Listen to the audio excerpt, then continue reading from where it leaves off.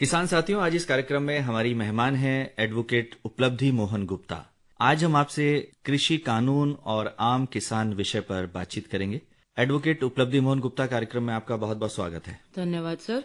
Advocate उपलब्धि मोहन गुप्ता, सबसे पहले तो हमें ये बताएं कि कृषि कानून है, सरकार ने वो रद्द कर दिए हैं और पुरानी जो व्यवस्था है वो बहाल हो गई है। सरकार ने ये कृषि कानून क्यों लागू किए थे? उसके पीछे क्या मंशा थी, क्या उद्देश्य था? अभी कुछ समय पहले ही नवंबर 2021 में प्रधानमंत्री जी ने जो 3 हमारे जो कृषि कानून है जिन पर बहुत विवाद भी हुआ था, उनको निरस्त करने की घोषणा करी थी। जैसा कि हम सभी जानते हैं कि संसद के पास किसी भी कानून को बनाने, उसको बदलने, संशोधित करने की और निरस्त करने की पूरा अधिकार है। तो इसी वजह से प्रधानमंत्री जी ने ये घोषणा करी थी। इन्हीं 3 कृषि कानूनों को लेके उससे पहले 1 साल से अधिक समय से दिल्ली की सीमाओं पर मुख्य रूप से पंजाब और हरियाणा राज्यों के किसानों द्वारा विरोध प्रदर्शन किया जा रहा था। अब ये 3 कृषि कानून क्या थे? इनमें 3 जो थे, पहला उसमें था किसान उत्पाद व्यापार और वाणिज्य संवर्धन व सुविधा अधिनियम 2020। इसका उद्देश्य था जो मौजूदा कृषि उपज विपणन समिति है हमारी, जिसको हम APMC भी बोलते हैं, उसको मंडियों से बाहर कृषि उपज में व्यापार करने की अनुमति देना था। दूसरा जो कानून था वो था मूल्य आश्वासन और कृषि सेवाओं पर किसान सशक्तिकरण व संरक्षण समझौता अधिनियम 2020। यह अनुबंध खेती के लिए एक फ्रेमवर्क प्रदान करता है और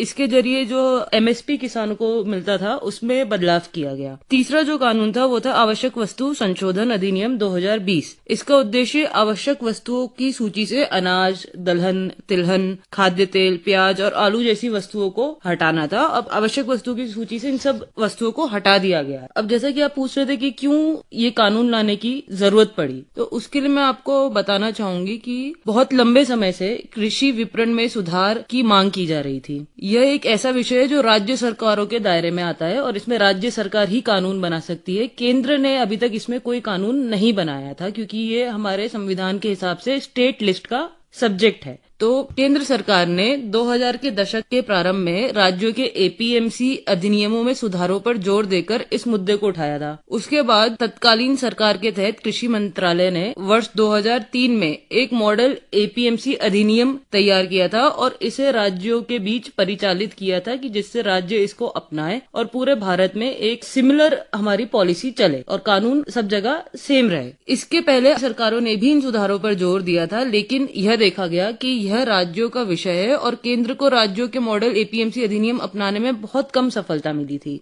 इसी पृष्ठभूमि में सरकार ने इन कानूनों को पारित करके इस क्षेत्र में सुधार करने की कोशिश की थी और ये कानून बनाया गया। लेकिन किसानों ने इन्हें स्वीकार क्यों नहीं किया? आपको क्या लगता है? किसानों ने इन कानूनों का विरोध किया, उसके मुख्य कारण ये है कि सबसे पहले तो किसान चाहते थे कि ये कानून निरस्त हो जाए। उनको ये कानून मंजूर नहीं थे। विरोध करने वाले किसान संगठनों की पहली और सबसे महत्वपूर्ण मांग यही थी कि इन तीनों कानूनों को निरस्त कर दिया जाए, क्योंकि उनके अनुसार ये जो ऐसे नियमों के अनुकूल बनाए गए थे कानून जो भारतीय खाद्य और कृषि व्यवसाय को हानि पहुंचा सकते थे तथा वे ये किसानों की बातचीत करने की शक्ति को कमजोर करने की पावर रखते थे ये कानून। तो इसीलिए किसानों ने इनका विरोध किया। इसके अलावा साथ ही में बड़ी जो निजी कंपनियां हैं, निर्यातकों और थोक विक्रेताओं और प्रसंस्करण को बढ़ावा मिल सकता था इन कानूनों के जरिए। दूसरा जो मुद्दा था, किसानों की दूसरी मांग उचित मूल्य पर फसलों की खरीद सुनिश्चित करने के लिए न्यूनतम समर्थन मूल्य, जिसको हम MSP भी बोलते हैं, उसकी गारंटी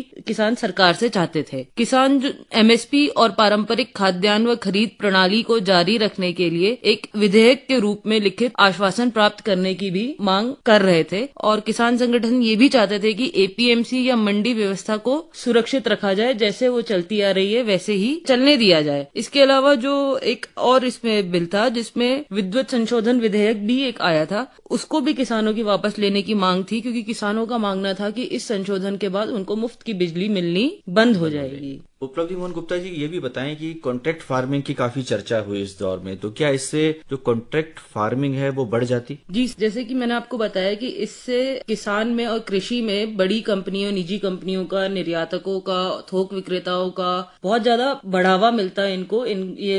काफी इनका इन्वॉल्वमेंट हो जाता। तो उस वजह से जो हमारा छोटा किसान है वो कॉन्ट्रैक्ट फार्मिंग का शिकार बनता और बड़ी कंपनियां उनसे कॉन्ट्रैक्ट फार्मिंग करवाती। हमारे छोटे किसान की लागत उतनी ही आती जाती, कंपनी उसको बीज देती, सब देती, पर जो उसको मूल्य मिलता वो कम हो जाता। किसान चाहते थे कि उनकी उपज का एक ऐसा पारदर्शी बाजार मिले जिसमें जो न्यूनतम समर्थन मूल्य है उसकी गारंटी हो जी। तो अब जब ये कानून रद्द हो गए हैं तो क्या लगता है आपको कि क्या भविष्य में सरकार नए तरीके से इन कानून को दोबारा से प्रस्तुत कर सकती है कुछ संशोधनों के बाद? जी सर, बिल्कुल कर सकती है। सबसे पहले तो जो मैं आपको इसमें बताना चाहूंगी कि अगर सरकार आगे इन कानूनों को चलाना चाहती है तो उसमें परामर्श की बहुत आवश्यकता महसूस हुई ऐसे विरोध के बाद। जो किसान संगठन है उनके साथ बैठकर बातचीत की जाए, जो स्टेक होल्डर्स हैं। जी हाँ जी, जो भी इसमें स्टेक होल्डर्स है, किसान है, बड़े बड़े मंडियां जो चलाते हैं, संगठन जो है, किसान संगठन जैसे आपने बताया, उन सबसे व्यापक स्तर पर स्वीकृति ली जाए, एक सबको इन्वॉल्व करके एक डिसीजन लिया जाए, उनकी मांगों को जाना जाए, उनकी समस्याओं को समझा जाए और तब एक योजना लाई जाए तो वो ज्यादा उसके सक्सेसफुल होने की ज्यादा संभावना है। यदि कृषि क्षेत्र को देखें तो उसमें ऐसा तो नहीं है कि सब कुछ बहुत अच्छा चल रहा है। कानूनों की आवश्यकता है, कृषि सुधारों की आवश्यकता है ताकि जैसे हम कह रहे हैं कि किसानों की आय को दोगुना किया जाए, उनको उनका सही मूल्य मिले। तो जो बीच में जो बिचौलिए हैं उनकी भूमिका किस तरह से हम कम कर सकते हैं, ये आज की आवश्यकता है। जी बिल्कुल, आप जैसे बताया मंडी में जैसे हम कोई भी किसान अपनी उपज अगर बेचने जाता है, विक्रय करने जाता है, तो बीच में मंडी में जो मिडल मैन जिसको हम बोलते हैं, जो किसान और वेंडर के बीच में होते हैं, जिनका सबसे ज्यादा मंडी में डोमिनेशन रहता है, तो सबसे ज्यादा प्रॉफिट भी वही कमाते हैं और जितने रेट पे वो डिसाइड करते हैं उतने ही रेट पे मंडी में उपज बेची जाती है। एक किसान अगर चाहे कि मैं अपने पसंद के रेट पे या जो मुझे लगता है मेरी इतनी लागत आई है, मैं उसके हिसाब से अपना मूल्य निर्धारित करके मंडी में कुछ बेचना चाहूं तो वो ऐसा नहीं कर सकता है। उसको जो एपीएमसी है उसका काफी दबाव रहता है कि वो जो मंडी में रेट चल रहा है उसी पर उसकी उपज खरीदी जाए और बेची जाए। हम वर्तमान समय को यदि देखें तो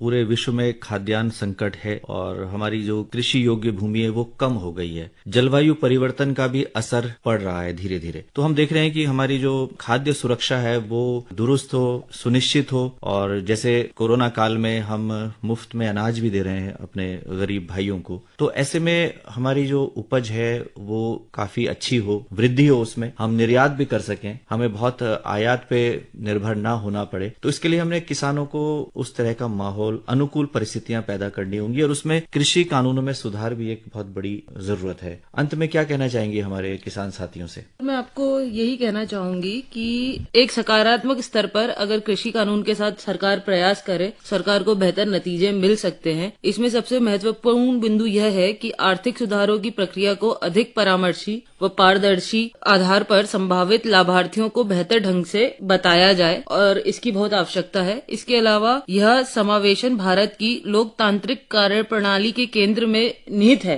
कि सबको इन्वॉल्व करके, सारे स्टेक होल्डर्स को, किसानों को, संगठनों को, सबको इन्वॉल्व करके डिसीजन लिया जाए और हमारे समाज की तर्कशील प्रकृति को देखते हुए सुधारों को लागू करने के लिए समय और सहजता की आवश्यकता है। लेकिन इस बात को सुनिश्चित करने हेतु सभी का मन भी जीतना होगा, सबको साथ लेके चलना होगा और सभी की मांगों को, समस्याओं को समझकर हमें पूरा एक समावेशन करना होगा। बिल्कुल सही कहा आपने और हमारे प्रधानमंत्री जी का भी यही प्रयास रहता है। जैसे वो कहते हैं सबका साथ, सबका विकास और सबका प्रयास, तो उसमें किसान हमारे देश की रीढ़ है क्योंकि कृषि पर आधारित हमारी अर्थव्यवस्था है और किसानों को उनकी लागत का जो सही मूल्य है वो हम दे पाएं, उनका जीवन स्तर बढ़ा पाएं, सुधार सकें और किसानों की आय को दोगुना करने में यदि हम सफल होते हैं तो देश बहुत आगे बढ़ सकता है। उपलब्धि मोहन जी, आज आप हमारे स्टूडियोज में आई और हमारे किसान साथियों को आपने जो कृषि कानून है जो रद्द किए गए हैं और अब जो नई प्रक्रिया चलेगी जिसमें समावेशन की बात आपने की है, पारदर्शिता की बात आपने की है और सहभागिता की बात आपने की है, तो निश्चित तौर पर ऐसे कानून आएंगे, ऐसी हम उम्मीद करते हैं। स्टूडियोज में आने के लिए आपका बहुत बहुत आभार, बहुत बहुत धन्यवाद। धन्यवाद सर।